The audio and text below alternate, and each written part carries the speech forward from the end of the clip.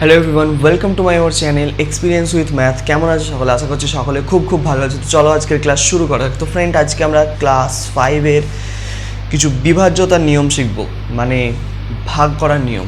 ঠিক আছে? তো আমরা তোমাদেরকে আগের ক্লাসে আমরা বলেছি যে কি আমরা সুব্রত দত্ত প্র্যাকটিস করব, অঙ্কের বেসিক জিনিসগুলো ভালো করে শিখব। ঠিক আছে? তো তাদের জন্যই শুরু করতে চলেছি আজকে নতুন একটা বিষয়, যেটা হচ্ছে বিভাজ্যতার নিয়ম, যেগুলো তোমাদের জানা অবশ্যই প্রয়োজন। তোমরা বিভাজ্যতার যে নিয়ম যদি জেনে যাও, তাহলে হচ্ছে কি ভাগ করতে তোমাদের অনেক সুবিধা হবে, যে মানে কোন সংখ্যাটাকে কত দিয়ে ভাগ করতে পারবে সেটার ধারণা একদম ক্লিয়ার হয়ে যাবে। ঠিক আছে? কোনো অসুবিধা হবে না। তো আমরা একদম বেসিক জিনিস থেকে শিখবো, তাই মন দিয়ে করতে হবে। ঠিক আছে? প্রত্যেকটা বিষয় মন দিয়ে তোমরা বুঝবে। ঠিক আছে? তো চলো শুরু করা যাক। তো আজকে আমরা শিখবো কি বিভাজ্যতার নিয়ম। বিভাজ্যতার নিয়ম এটা তোমরা বিভাজ্যতার নিয়ম, তার নিয়ম। ঠিক আছে? বিভাজ্যতার নিয়ম দেখো, তোমরা যদি বই বলো, তোমরা সুব্রত দত্তের ক্লাস 5-এর বইতে কিন্তু তোমরা নিয়মগুলো প্রত্যেকটা পেয়ে যাবে। তো প্রত্যেকটা নিয়ম আমি তোমাদেরকে আজকে বুঝিয়ে দিচ্ছি, যে ভালো করে ব্যাখ্যাটা করে দিচ্ছি, তাহলে কিন্তু তোমাদের পড়তে সুবিধা হবে। ঠিক আছে? তো প্রথম হচ্ছে আমরা আসি 1 থেকে স্টার্ট করব। তো প্রথম কথা দেখো, 1 দ্বারা বিভাজ্য নিয়ম। 1 দ্বারা তো সবাইকেই ভাগ করা যায়, এটা নিয়ে কিছু বলার নেই। 1 দ্বারা সমস্ত সংখ্যাই বিভাজ্য। ঠিক আছে? তাহলে 1-এর থেকে এবারে হয়েছে 2-এ আসি। 2 দ্বারা বিভাজ্য নিয়ম, প্রথমে আসি 2, ভালো করে বুঝবে। 2 দ্বারা বিভাজ্যতার নিয়ম। 2 দ্বারা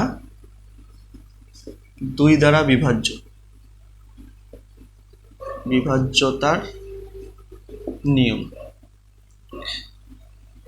2 দ্বারা বিভাজ্য কোন সংখ্যাগুলো বুঝবো কি করে? সেই সংখ্যাটা 2 দ্বারা বিভাজ্য হবে। তো তার জন্য কি করতে হবে, তোমরা যে কোনো একটা সংখ্যা যদি দেখো, সংখ্যার শেষে জোড় সংখ্যা আছে, মানে বুঝলাম না, সংখ্যার শেষের অঙ্কগুলি যদি জোড় সংখ্যা হয়, মানে ধরো একটা সংখ্যা দিয়ে আছে 5, 3, 8, 2। ঠিক আছে? এই এই যে সংখ্যাটা লেখা আছে 5382, তো এই সংখ্যাটার শেষের সংখ্যাটা, মানে বা এককের ঘরের অঙ্কটার দিকে তাকাবে। এককের ঘরের অঙ্ক কত? এইটা। এককের ঘরের অঙ্ক কত আছে? 2। 2 তো একটি জোড় সংখ্যা। 2 কি সংখ্যা? একটি জোড় সংখ্যা। ঠিক আছে? তো যখনই দেখতে পাবে যে এককের ঘরের অঙ্ক কত আছে, কোনো জোড় সংখ্যা আছে, তখন সেই পুরো সংখ্যাটা 2 দ্বারা বিভাজ্য হবে। ঠিক আছে? শেষের অঙ্কটা, মানে শেষের সংখ্যাটা বা এককের ঘরের অঙ্কটা যদি জোড় সংখ্যা হয়, ভালো করে বুঝি। জোড় সংখ্যা চেনো নিশ্চয়ই। কোনগুলো জোড় সংখ্যা? 2, 4, 6, 8। ঠিক আছে? এইগুলো। আর একটা জিনিস, শূন্য থাকলেও হবে কিন্তু। ঠিক আছে? ধরো শূন্য আছে শেষের অঙ্কটা, এরকম আছে 5, 2, 3, 0, তাহলে শেষের অঙ্কটা কত আছে? শূন্য আছে। তাহলে এই পুরো সংখ্যাটা কিন্তু 2 দ্বারা বিভাজ্য হবে। তো বিশ্বাস না হয় একটু করে দেখে নাও। 2 দিয়ে যদি করি, 2 2 4। ঠিক আছে? 4 কত? 5, 1, 2, 2 6, 12, মিললো, 3 নামলো, 2 1 কে 2, 1 0, 2 5 10। দেখো মিলে যাচ্ছে কিন্তু আমার। ঠিক আছে? তাহলে কি দেখতে পাচ্ছি, যে শেষের সংখ্যা মানে অঙ্কটা, মানে যে সংখ্যাটা দেওয়া থাকবে তার শেষের যে অঙ্কটা থাকবে, বা এককের ঘরের অঙ্কটা যদি জোড়া সংখ্যা থাকে অথবা শূন্য থাকে, তাহলে কিন্তু সেই সংখ্যাটা সম্পূর্ণভাবে 2 দ্বারা বিভাজ্য হবে। ক্লিয়ার? বোঝা গেল কি বললাম? তাহলে 2 দ্বারা বিভাজ্য নিয়ম নিয়ে কোনো সমস্যা নেই। তো এবার আসবো আমরা 3 দ্বারা বিভাজ্যতার নিয়ম। এবার আসবো কি 3 দ্বারা বিভাজ্য নিয়ম। চলো 3 দ্বারা বিভাজ্য নিয়মটা ভালো করে বুঝে নাও একটু। তো বুঝবো কি করে যে কোনো সংখ্যা 3 দ্বারা বিভাজ্য হবে কি না? ধরো তোমার কাছে একটা সংখ্যা লেখা আছে, 1, 2, 3। ঠিক আছে? এরকম একটা সংখ্যা লেখা আছে। তো এটা বুঝবো কি করে যে 3 দ্বারা বিভাজ্য কি বিভাজ্য নয়? তার জন্য কি করব, এই যে সংখ্যাটা আছে, এই পুরো সংখ্যাটার যে অঙ্কগুলো আছে, মানে 3, 2, 1, এইগুলোকে সব যোগ করে দেবো। যোগ করে দিলে কত হবে? 3 আর 2 5, আর 1 6। তো 6কে এবার দেখবো যে এই 3 দ্বারা ভাগ করা যাচ্ছে কিনা। হ্যাঁ যায়, তো মিলে যাচ্ছে, 2 হচ্ছে। তাহলে এই পুরো সংখ্যাটা মানে 123, এই পুরো সংখ্যাটা 3 দ্বারা বিভাজ্য হবে। বিশ্বাস না হয় একটু চেক করে নাও। 3 দ্বারা 123কে ভাগ করে যদি দিই, 3 4 12 হচ্ছে, 3 নামছে, 3 1 কে 3। দেখো মিলে যাচ্ছে। ঠিক আছে? তাহলে দেখতে পাচ্ছি কি, যে সংখ্যাটা দেয়া থাকবে সেই সংখ্যাগুলোর মধ্যে উপস্থিত অঙ্কগুলি যেগুলো আছে, মানে যেমন এখানে দেওয়া আছে সংখ্যাটা 123, এর মধ্যে উপস্থিত অঙ্ক কি 3 2 1। এই সংখ্যার মধ্যে উপস্থিত অঙ্কগুলোকে আমরা কি করে দেবো? যোগ করে দেবো। যোগ করে যোগফল যেটা পাবে সেটাকে 3 দিয়ে ভাগ করে দেখবে। সেটাকে 3 দিয়ে, মানে 6 পেয়েছি আমি, যোগ করে সেটাকে 3 দিয়ে ভাগ করে দেখছি মিলে যাচ্ছে। তাহলে যদি 3 দিয়ে ভাগ করে মিলে যায় যোগফলটা, তাহলে গোটা সংখ্যাটাও কিন্তু 3 দ্বারা বিভাজ্য হবে। আরেকটা চেক করে দেখতে পারো, আরেকটা তোমাদেরকে উদাহরণ দিচ্ছি, তাহলে বুঝতে পারো ভালো। তাহলে লিখছি 5 4 3। তাহলে এই যে সংখ্যাটা ভালো করে দেখো, এদের যোগফল করো, এদের যোগফল কত বেরোচ্ছে? 5 আর 4 9, 9 10 11 12, তাহলে 12। তাহলে 12 হচ্ছে, 12কে তো 3 দ্বারা ভাগ করা যায়, মানে 12কে যদি 3 দিয়ে ভাগ করি 3 4 12 মিলে যাচ্ছে। তাহলে 5 4 3, 5 4 3 দেখবে পুরো সংখ্যাটাও কিন্তু 3 দ্বারা বিভাজ্য হবে। তাহলে 3 দিয়ে যদি করি 3 1 3 হচ্ছে, 2 24, 3 8 24, 3 3 1 3, দেখো মিললো। তো খুব সোজা ব্যাপার এটা কিন্তু, ঠিক আছে। তাহলে 3 দ্বারা বিভাজ্যতার নিয়ম নিয়ে কোনো সমস্যা আর থাকবেই না, ঠিক আছে। তো এর পরবর্তী যেটা আসবো সেটা হচ্ছে 4 দ্বারা বিভাজ্য নিয়ম। কি আসবো? 4 দ্বারা বিভাজ্য কিনা সেটা বুঝবো কি করে? 4 দ্বারা বিভাজ্যতার নিয়মটা বুঝতে হবে। 4, ঠিক আছে, চলো 4 দ্বারা বিভাজ্যতার নিয়ম কি? 4 দ্বারা বিভাজ্যতার নিয়ম বুঝবে কি করে? ধরো তোমাকে একটা সংখ্যা দিয়ে দিয়েছে 5 2 8 2 0, ঠিক আছে, এটা একটা সংখ্যা দেওয়া আছে। তো নিয়মটা কি? নিয়মটা হচ্ছে, যদি অঙ্কের শেষে মানে যে এই সংখ্যাগুলো দেয়া থাকবে সেই সংখ্যার শেষের দুটো অঙ্ক যদি শূন্য হয়, দুটো শূন্য হতে হবে, তাহলে সংখ্যাটা কি হবে? 4 দ্বারা বিভাজ্য হবে।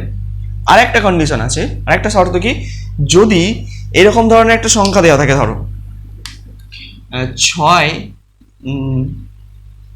6 3 6 3 2 4, মানে যদি শেষের দুটো অঙ্ক সংখ্যাটিতে উপস্থিত শেষের দুটো অঙ্ক 4 দ্বারা বিভাজ্য হয়, শেষের দুটো অঙ্ক ভালো করে দেখো, শেষের দুটো অঙ্ক দ্বারা গঠিত সংখ্যাটি যদি 4 দ্বারা বিভাজ্য হয়, তাহলে কিন্তু সেই পুরো অঙ্কটা হচ্ছে 4 দ্বারা, এই পুরো সংখ্যাটা কিন্তু 4 দ্বারা বিভাজ্য হবে। আর যদি শেষের দুটি অঙ্ক শূন্য থাকে সংখ্যাটি, তাহলে সেটাও 4 দ্বারা বিভাজ্য হবে। এই দুটো শর্ত মাথায় রাখতে হবে, ভালো করে বুঝে নাও।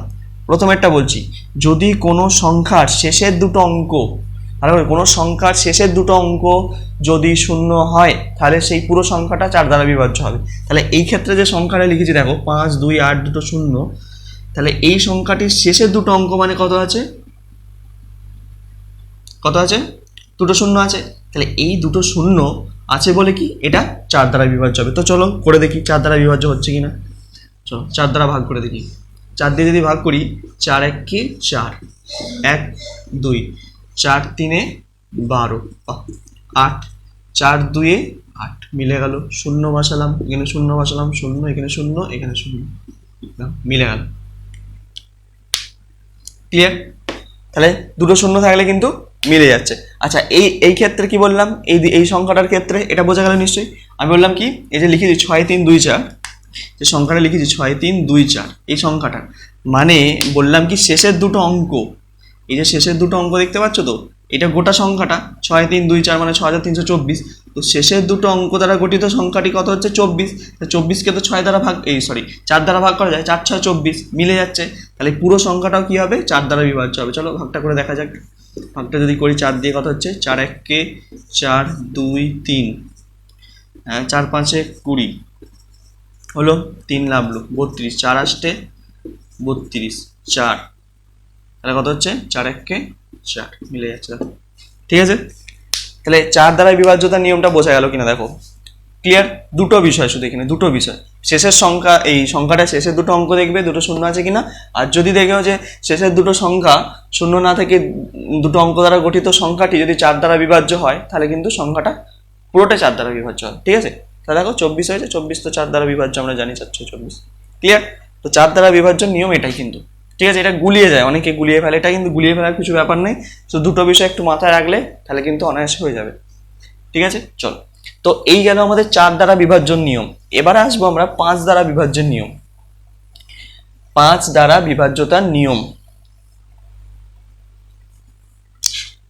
5। ঠিক আছে, তো 5 দ্বারা বিভাজ্যতার নিয়ম খুব সোজা। কি, যে কোনো একটা সংখ্যা যদি দেওয়া থাকে, সেই সংখ্যার শেষের অঙ্কটা যদি দেখবে, শেষের অঙ্কটা, শেষের মানে বা শেষের অঙ্কটা বা এককের ঘরের অঙ্কও বলতে পারো, যদি 5 অথবা 0 থাকে, কি থাকে? যদি 5 অথবা 0 থাকে, তাহলে পুরো সংখ্যাটা কিন্তু 5 দ্বারা বিভাজ্য হবে। মানে এরকম আমি একটা সংখ্যা লিখছি, তাহলে বুঝতে পারো। ধরো 6 4 বা 6 8 3 5, এটা একটা সংখ্যা লিখলাম। আবার একটা সংখ্যা লিখছি দেখো 3 5 0, ঠিক আছে। তো আমি এখানে দুটো সংখ্যা লিখেছি দেখো, শেষের অঙ্কটার দিকে তাকাও, মানে বা এককের ঘরের অঙ্কটার দিকে তাকাও, কত আছে এইখানে, কত আছে আর এইখানে কত আছে। এখানে দেখো 5 আছে, এখানে দেখো কত আছে, 0 আছে। তাহলে আমি কি বললাম যে শেষের অঙ্কটা বা এককের ঘরের অঙ্ক যদি 5 অথবা 0 থাকে, তাহলে সেই পুরো সংখ্যাটা কি হবে, 5 দ্বারা বিভাজ্য হবে। তাহলে আমি এটাকে 5 দ্বারা ভাগ করে তোমাকে দেখাচ্ছি দেখো, 6 8 3 5, 5 দ্বারা যদি ভাগ করি তাহলে 5 1 কে 5 হলো 1 8, 5 3 15, 5 3 15, 5 3 3 হচ্ছে এটা, তাহলে হচ্ছে 5 6 30 হলো, 3 নাম হলো 35 হয়ে গেল, 5 7 35। দেখো এটা মিলে গেল 5 দিয়ে। আচ্ছা এটা দিয়ে দেখি একবার চেক করে, 5 দিয়ে এটাকে ভাগ করে দেখি, 350 কে 5 7 35, 0 0 0 মিলে গেল। দেখো কত সোজা, ইজি না ব্যাপারটা। তাহলে 5 দ্বারা বিভাজ্যতার নিয়ম খুব সোজা, ঠিক আছে। শুধু শেষের অঙ্কটা তাকাবে বা এককের ঘর অঙ্কটার দিকে তাকাবে, যদি 5 অথবা 0 থাকে তাহলে একদম চোখ কান বুঝে বলে দেবে কি এটা 5 দ্বারা বিভাজ্য। বোঝা গেল? তো এবার দেখো 6 দ্বারা বিভাজ্য নিয়ম, 6 দ্বারা বিভাজ্য নিয়ম এটা একটু বুঝতে হবে, ঠিক আছে। 6 দ্বারা বিভাজ্য নিয়মটা গুলিয়ে ফেলবে না, ব্যাপারটা একটু ভালো করে বুঝে নাও, তাহলে কিন্তু খুব সোজা লাগবে। 6 দ্বারা বিভাজ্য নিয়মটা, 6 দ্বারা বিভাজ্য নিয়ম। তো 6 দ্বারা বিভাজ্য দেখো, 6কে যদি ভাঙি আমরা কি পাবো, 3 গুণ 2। তাহলে 6 দ্বারা সেই সমস্ত সংখ্যাগুলোই বিভাজ্য হবে যারা 3 দ্বারাও বিভাজ্য, যারা 2 দ্বারাও বিভাজ্য। বুঝতে পেরেছো? ভালো করে বোঝো। 6কে যদি ভাঙি কত পাচ্ছি, 3 গুণ 2, মানে 6 দ্বারা বিভাজ্য তারাই যারা 3 দ্বারা বিভাজ্য অথবা এবং 2 দ্বারা বিভাজ্য, মানে উভয় দ্বারাই বিভাজ্য। 3 এবং 2 উভয় দ্বারা বিভাজ্য সংখ্যাই হচ্ছে 6 দ্বারা বিভাজ্য হয়। যেমন তোমাকে একটা উদাহরণ দিচ্ছি, 2 দ্বারা বিভাজ্য সংখ্যা মানে কি, সেই সংখ্যাটাকে কি জোড় সংখ্যা হয়, মানে শেষের সংখ্যাটাকে আমাকে যদি জোড়া সংখ্যা হয় তবেই সেই সংখ্যাটা 2 দ্বারা বিভাজ্য। আমি আগেই বলেছি, ধরো এরকম একটা সংখ্যা লিখছি 5 3 2, ঠিক আছে। একটা সংখ্যা লিখলাম 5 3 2, মানে 532। তো এটা একটি জোড় সংখ্যা, কারণ শেষের সংখ্যাটা দেখো একটি জোড়া সংখ্যা আছে, তাহলে এই সংখ্যাটা 2 দ্বারা বিভাজ্য হবে। এবার দেখতে হবে এটা 3 দ্বারা কি বিভাজ্য হবে, তাহলে 3 দ্বারা বিভাজ্য শর্ত কি, 3টাকে যোগ করো, এটাকে 3টাকে যোগ করো, 5 আর 3 8 আর 2 10 হচ্ছে, তো 10 তো 3 দ্বারা বিভাজ্য নয়, তাহলে কি করতে হবে, তাহলে আচ্ছা আমি যদি এখান থেকে 5টাকে কমিয়ে 4 করে দিই, দেখো যদি 4 করে দিই সংখ্যাটাকে, তাহলে কত হচ্ছে, 4 আর 3 7, 7 8 9, তাহলে দেখো 9 হয়ে গেল। তাহলে 9 তো 3 দ্বারাই বিভাজ্য, 9 3 দ্বারাই বিভাজ্য। আবার এই পুরো সংখ্যাটাও দেখো, শেষের সংখ্যাটা কত আছে, 2 আছে, এই অঙ্কটা 2 আছে, তাহলে এটা 2 দ্বারাও বিভাজ্য এবং 3 দ্বারাও বিভাজ্য, ঠিক আছে। তাহলে 432 সংখ্যাটা যেহেতু শেষের সংখ্যাটা জোড়া সংখ্যা, তার মানে 2 দ্বারা বিভাজ্য, তার মানে এটি একটি যুগ্ম সংখ্যা। তো এটি একটি যুগ্ম সংখ্যা। শেষের সংখ্যা যদি কোনো 2 4 6 8 0 এই করা থাকে, তাহলে সেই সংখ্যাটাকে আমরা কি বলি, জোড় সংখ্যা বলি। এটা দেখেই তো বুঝতে পারি যে এই সংখ্যাটা জোড়া সংখ্যা।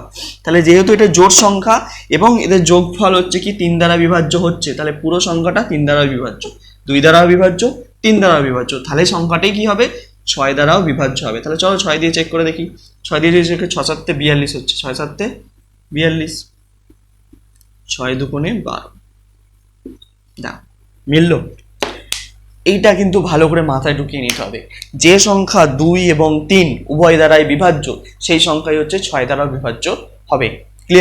ক্লিয়ার হয়ে যাবে।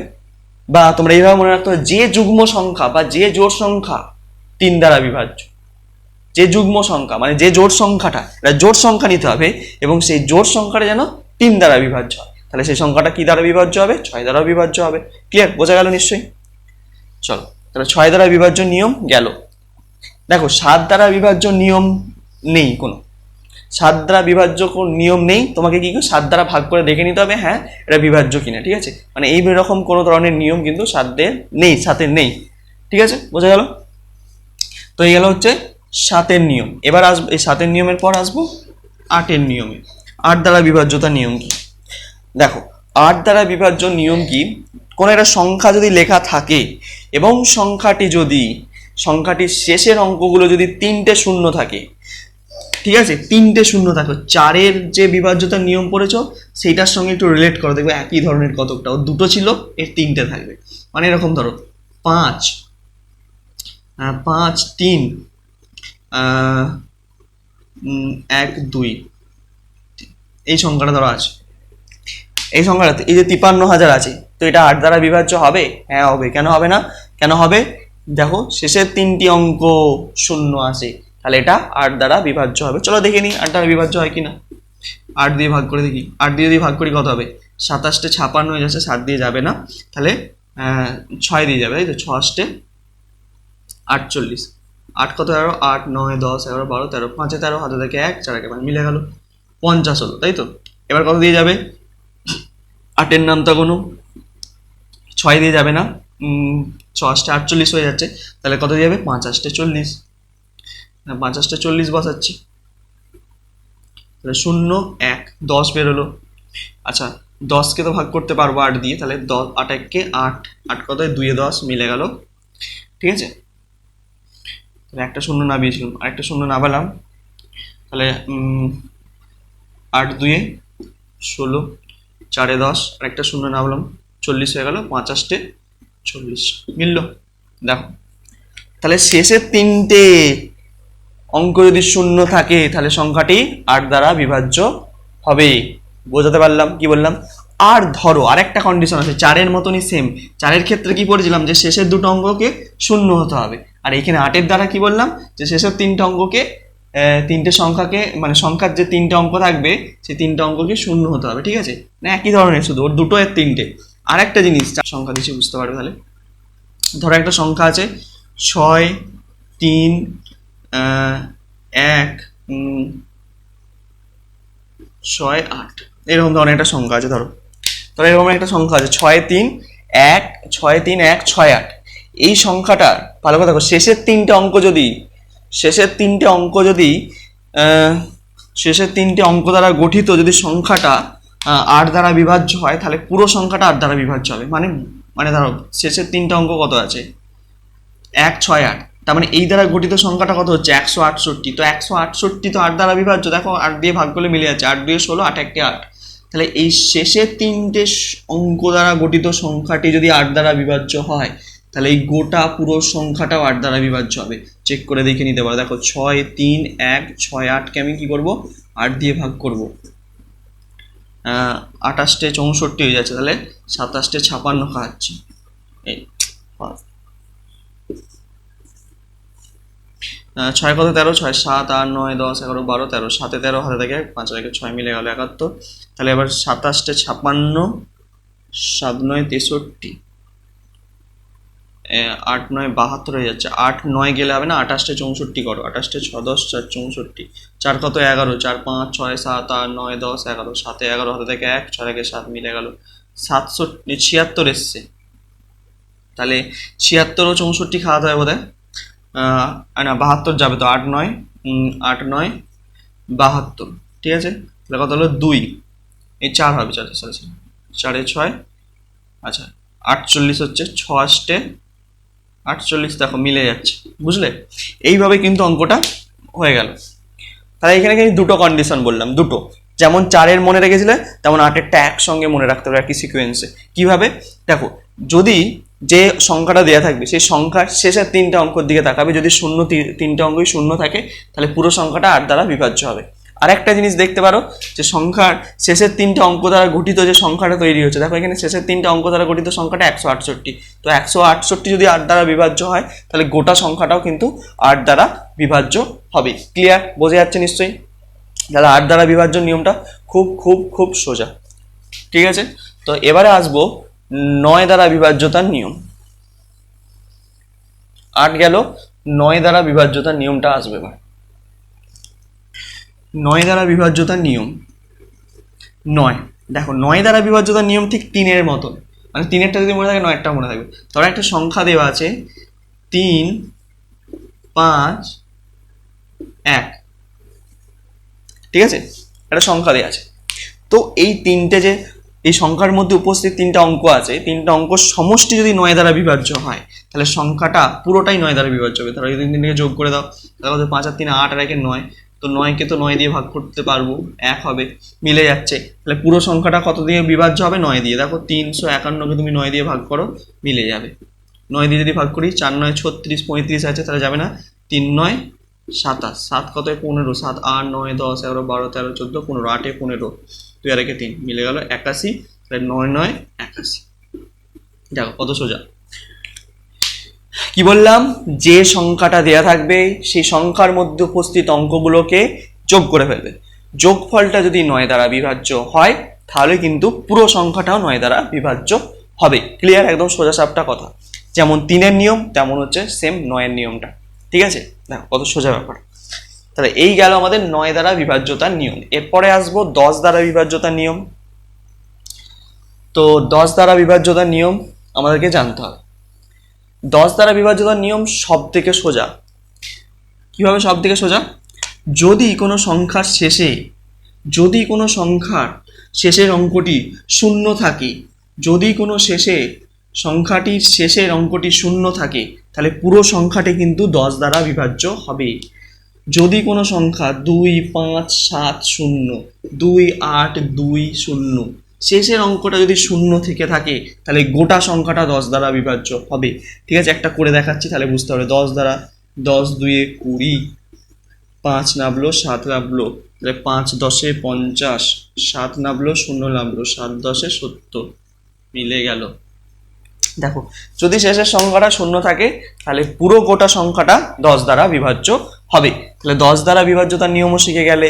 এরপরে আসবো লাস্ট আজকের নিয়ম, যে 11 দ্বারা বিভাজ্যতার নিয়ম। 11 দ্বারা বিভাজ্যতার নিয়ম, এটা কিন্তু খুব ইম্পর্টেন্ট, ভালো করে বুঝে নাও 11 দ্বারা বিভাজ্যতার নিয়মটা কি। 11 দ্বারা বিভাজ্যতার নিয়মটা কি ভালো করে ক্লিয়ারলি ভালো করে কিন্তু তোমাদেরকে বুঝতে হবে। দেখে নাও একবার ভালো করে।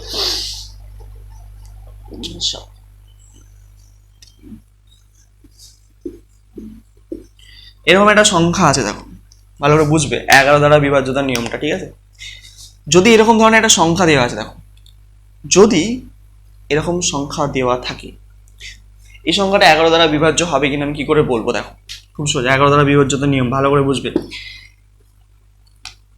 এটা হচ্ছে 1 নম্বর সংখ্যা, প্রথম সংখ্যা। এটা হচ্ছে দ্বিতীয় সংখ্যা। এটা হচ্ছে তোমার তৃতীয় সংখ্যা। এটা হচ্ছে চতুর্থ সংখ্যা। এটা হচ্ছে তোমার পঞ্চম সংখ্যা। ঠিক আছে, প্রথম স্থানীয় সংখ্যা, এটা দ্বিতীয় স্থানীয়, এটা তৃতীয় স্থানীয়, এটা চতুর্থ স্থানীয়, এটা পঞ্চম স্থানীয় সংখ্যা। তোমাকে কি দেখতে হবে? যে জোড় স্থানীয় সংখ্যাগুলোকে খুঁজে বার করতে হবে। জোড় স্থানীয় সংখ্যা আর বিজোড় স্থানীয় সংখ্যা। জোড় স্থানীয় সংখ্যা কোনটা? এই যে দ্বিতীয়টা, মানে এটা জোড় স্থানীয় আছে, 3 আছে, লিখে ভালো কি কি আছে জোড় স্থানীয় সংখ্যাগুলো। আমি জোড় স্থানীয় সংখ্যা লিখছি এখানে। জোড় স্থানীয় সংখ্যা, স্থানীয় সংখ্যা, জোড় স্থানীয় সংখ্যা কি কি পেয়েছি? 3 আছে, 3 লিখলাম, যোগ চিহ্ন দেবে। তারপর হচ্ছে জোড় স্থানীয় সংখ্যার কোথায় আছে? এই যে 4 নম্বর চতুর্থ সংখ্যাটা কত আছে? 4ই আছে, যোগ করে ফেলো। আর কিছু নেই তো জোড় স্থানীয় সংখ্যা। জোড় স্থানে শুধু দ্বিতীয় আর চতুর্থ আছে, তাহলে দুটো যোগ ফল 4 আর 3 7 হয়ে যাচ্ছে। আচ্ছা, এবার হচ্ছে বিজোড় স্থানীয় সংখ্যা বের করো। বিজোড় স্থানীয় সংখ্যা, বিজোড় স্থানীয় সংখ্যা, বিজোড় স্থানীয় সংখ্যা হচ্ছে প্রথম সংখ্যাটা কত আছে? 6 আছে, লিখলাম। তারপরে কত আছে? তৃতীয়, মানে হচ্ছে 3 নম্বর স্থানে আছে 5, লিখলাম। তারপরে আছে কি? পঞ্চম স্থানে আছে 7, তাহলে যোগ করে দাও সবগুলোকে। কত হচ্ছে? 6 এর 5 11, আর এখানে হচ্ছে 7 18। কত পেলাম? 18 পেয়ে গেলাম।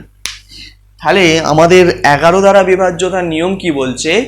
যে সংখ্যাটি দেয়া থাকবে সেই সংখ্যার মধ্যে উপস্থিত জোড় স্থানীয় সংখ্যার সমষ্টি এবং বিজোড় স্থানীয় সংখ্যার সমষ্টির বিয়োগফল যদি 11 দ্বারা বিভাজ্য হয়, অথবা যদি দুটো সংখ্যার মানে জোড় স্থানীয় সংখ্যা এবং বিজোড় স্থানীয় সংখ্যার মধ্যে বিয়োগফল যদি 0 হয়, তাহলে পুরো সংখ্যাটা 11 দ্বারা বিভাজ্য হবে। ক্লিয়ার? দেখো এখানে ভালো করে দেখো, আমি জোড় স্থানীয় সংখ্যা, জোড় স্থানীয় বিজোড় স্থানীয় বোঝা গেছে। প্রথমে যেটা থাকে সেটা বিজোড়, তারপরে দ্বিতীয়টা জোড়, তারপরে মানে স্থানগুলো কত নম্বর স্থান। প্রথম স্থান মানে এটা কি? বিজোড় স্থানীয় সংখ্যা। দ্বিতীয় স্থান মানে কি? এটা জোড় স্থানীয় সংখ্যা। তৃতীয় স্থান মানে এটা বিজোড়। চতুর্থ মানে জোড় স্থান। পঞ্চম মানে বিজোড় স্থান। ঠিক আছে, তো আমি জোড় স্থানীয় সংখ্যাগুলোকে যোগ করে দিয়েছি। জোড় স্থানীয় সংখ্যা কি কি পেয়েছি? 3 আর 4 7 হয়েছে। বিজোড় স্থানীয় সংখ্যা কি কি পেয়েছি? দেখো এখানে 3, এই বিজোড় স্থানীয় সংখ্যা হচ্ছে প্রথমেই হচ্ছে বিজোড় স্থান, তাহলে এটা হচ্ছে 6, এখানে হচ্ছে কত আছে? 5, আর এখানে 7, তাহলে সবগুলোকে যোগ করে কত পেয়েছি? 18 পেয়েছি। তো আমি কি করব? এদের বিয়োগফল করব।